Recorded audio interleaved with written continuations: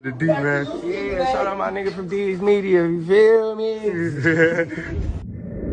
Yo, it's your boy D's Media back again with another video. Like, comment, subscribe to the channel on the road to 100K. Today we're going to talk about Chief Keef finally breaking silence on his pretty much childhood best friend, TSlick. Let's jump straight into it. For a lot of people that just probably jumped into the drill culture, you know, you probably don't know who TSlick is. But I'm going to give y'all a quick rundown.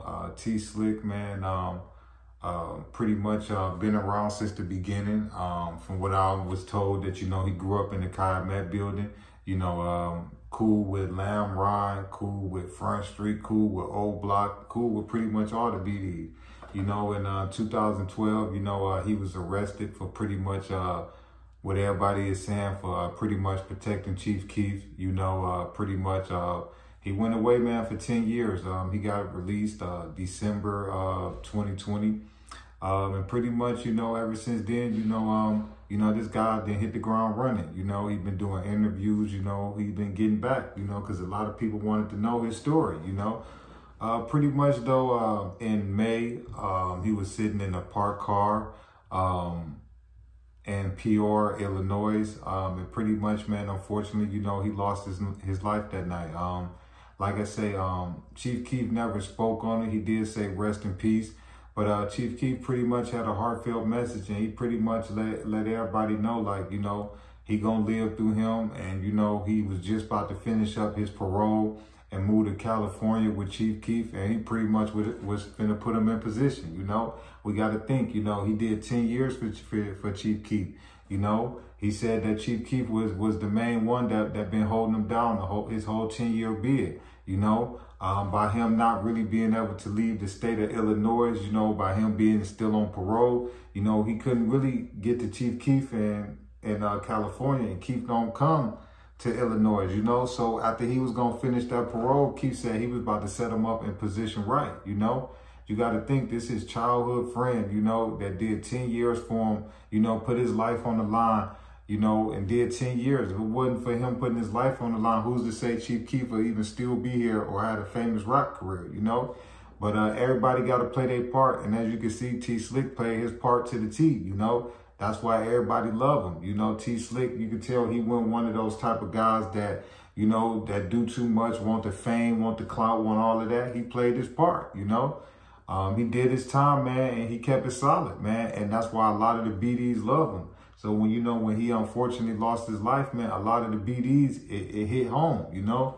But I kind of feel bad for Chief Keef, man, because it's like ever since he moved out to California and straightened his life out, it's like he done sat and watched all of his friends in Chicago, you know, lose their life, you know. He didn't watch Cap, you know, his cousin B Money, you know, all these guys, man, that, you know, he, you know, tried to get them to move out to California and change their life. A lot of people went back to Chicago and unfortunately lost their life, man. And you could tell, man, that Chief Keef, man, he don't speak on a lot of stuff, but you can tell a lot of stuff really hit home with him. He just don't speak on it, you know. But over this last year, you know, Chief Keef been giving us a little bit more insight and speaking a little bit more on interviews. You know, Keef don't really do interviews, you know, but he been giving us an insight on what's really going on. And, you know, this guy really, you know, really care about a lot of dudes and a lot of stuff that been happening in Chicago. But you could tell where he at the stage in his life, he not going back to Chicago, you know. This guy got everything he need in California. What do he need to go back to Chicago for, you know?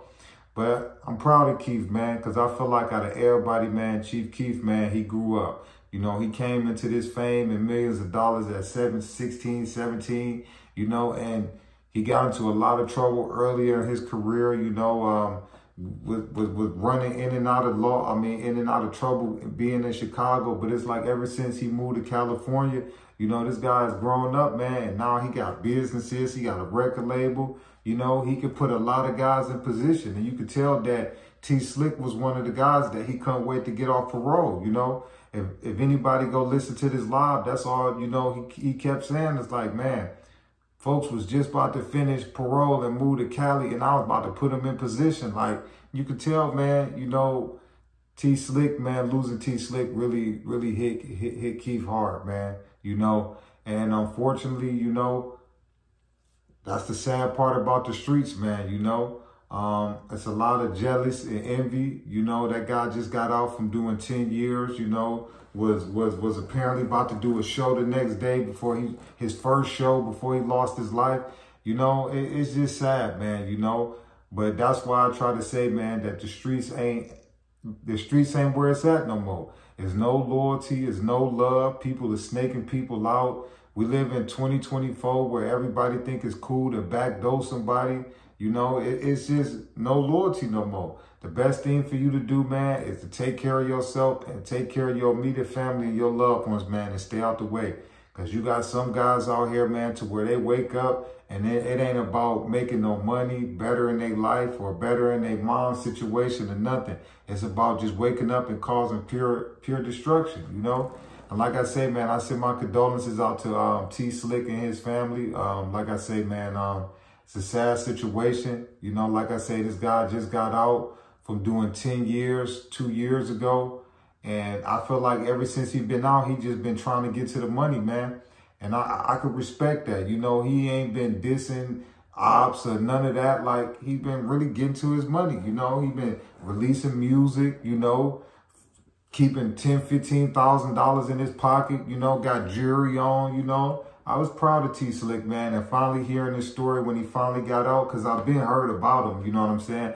But me finally hearing this story and getting to watch a few of his interviews, man, I feel like TSlick, man, I see why a lot of people love him, man. And I see why he gonna be missed so much, man, because from the reputation that he got out there and how he perceived himself, man, dude was a laid back dude, man. And all he was trying to do was get his money, man. You know, you look at a lot of dudes that get out from doing 9, 10 year stretches, you see they get locked right back up within a year or two. You look at Kiddo, you look at all these other dudes. TSlick went on that. He didn't come home and was trying to beef or ops or none of that. That man came home and was trying to get his money with diss rap and none of that. That man came home, was doing his interviews and was trying to do his music and was trying to get his money, you know? And I can respect that, you know? Because a lot of people get out from doing 9, 10 years and they try to get all that time back. You know, they get out, they get to moving backwards, get to dissing and doing all of that. And you look up, in a year or two, they be locked right back up or be gone. But I feel like TSlick was just trying to get some money. But like I say, once again, I send my condolences out to TSlick and his family. But like I say, man, Chief Keef just had a heartfelt message about his childhood friend, TSlick. He pretty much was saying that, you know, man, he was about to finish his parole up and move to Cali. And you could tell that, you know, it was a heartfelt message because it took him, what, 3 months to finally really speak on it, you know? But like I say, man, I'm proud of Chief Keef and everything that he accomplished and him growing up and maturing and becoming a better man for society. It's your boy, D's Media, signing out. Peace, positivity, network, grow.